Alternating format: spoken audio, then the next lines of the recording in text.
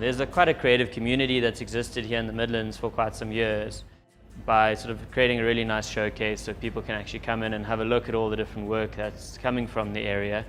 And it's grown from strength to strength. Really has been quite an awesome thing to watch. Successes and more sort of established artists joining the gallery, but then also having these guys coming up and really sort of starting off being taught how to sculpt by the sort of more well-known artists, and then finding their way into a few sales and finally sort of starting to get the ball rolling and being an artist. So it's a really cool creative community that supports itself, that's really collaborative about the artists, sort of convey their stories and bridge that gap between people coming through the space and the artists who are working from the area, creating the beautiful pieces that we have here. Nelson Mchunu started off with Hallett, and as one of the artists has a really cool backstory. I mean, from working busy in the garden to eventually now coming through into the sculpting world. It makes, I guess, one thing of an impact when one of his pieces sells. It's quite financially significant for him. But I think he's also someone that's really got a knack for the sculpture. The first piece was one that we asked him to do for our art auction, and we asked him specifically to sculpt a pangolin, and we were really pleased with the result. And that did pretty well at auction and went a long way to actually raise funds for the conservation of pangolin through the Boucher legacy that we partner with in our Art for Conservation auction. People have really opened up their hearts and opened up their pockets as well to give back towards nature. We created some fantastic funds now to look after our 3 or 4 different projects that we've got running at the moment. So a huge success, and it's just great to see that sport, conservation and artists can all pull together in one direction to help out our animals which need help. And thank you very much, everyone. I really appreciate it. Thank you. The Fisher Foundation was delighted to facilitate Nelson experiencing a live pangolin up in Zululand at Manyoni, and we believe that this awareness through these stories will create awareness in conservation, and ultimately our aim is to benefit these communities. So Manyoni partnered with the African Pangolin Working Group in rehabilitating pangolins that were confiscated from the wild and releasing them back in Zululand. Pangolins have been extinct from this area, locally extinct at least for probably over 80 years.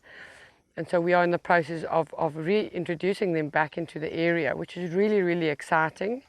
The Fisher Foundation recently approached us and asked if we would be able to facilitate an experience where Nelson can come and see a real live pangolin. Obviously, we were more than happy to accommodate that experience for him, considering that he's doing artwork in specifically pangolins, and being able to sculpt them and never having seen one in real life is just, it would be incredible for him to be able to experience that. So we walked with Ditsi today. She's one of the pangolins that's in soft release, and I think Nelson thoroughly enjoyed it and looked at all the intricacies on her body from an artist perspective, I guess. And now he also knows a lot more about it, pangolins from a conservation perspective. And his artwork making people more aware about conservation, pangolins, and the plight of the species. I'm so happy because I know exactly what the pangolin looks like. I was so excited. I saw a big difference, like the head. I see the head more than the body because the head is small. But on the pictures, it's not shows that how small the head is. But if you see the live one, for Grant and Fisher Foundation I'm so happy for what they do for us and for me. And you see, they accommodate me. I never pay anything, but they help me to improve my artwork. See, thanks to them. Yes, this is expand me to make another piece of pangolin with a bigger size, so I can show everybody to see that. Yes, I thank to Coran of Manyoni.